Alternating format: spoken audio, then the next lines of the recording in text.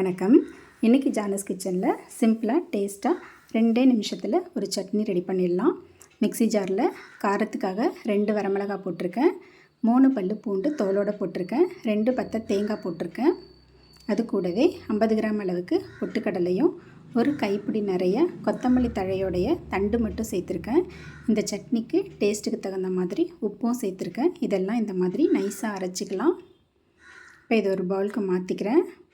Mixie ஜாரை கழுவி கொஞ்சமாக தண்ணி சேர்த்துக்கிறேன். தண்ணி நிறைய சேர்க்க வேண்டாம். இப்போ 1 டேபிள் ஸ்பூன் எண்ணெயில் கொஞ்சமாக கடுகு உளுத்தம்பருப்பு சேர்த்துருக்கேன். கடுகு வெடிக்கட்டும். உளுத்தம்பருப்பு கொஞ்சம் செவந்த பிறகு அது கூட கொஞ்சமாக பெருங்காயமும் சேர்த்து நல்லா தாளிச்சிக்கலாம். இப்போ இது கூட கடைசியாக கொஞ்சமாக கருவேப்பிலை சேர்த்துக்கிறேன். சேர்த்து சட்னியில் கொட்டிடலாம். அவ்வளோதாங்க. ரொம்ப சீக்கிரமாக 2 நிமிஷத்தில் ஒரு டேஸ்ட்டான சட்னி ரெடி ஆகிடுச்சு. இது இட்லி தோசை எல்லாத்துக்கும் சாப்பிட்றதுக்கு ரொம்ப நல்லாயிருக்கும். இந்த சட்னியில் கொத்தமல்லியோட ஃப்ளேவர் ரொம்ப தூக்கலாக இருக்கும், நல்லாயிருக்கும் சாப்பிட்றதுக்கு. தேங்க்ஸ் ஃபார் வாட்சிங்.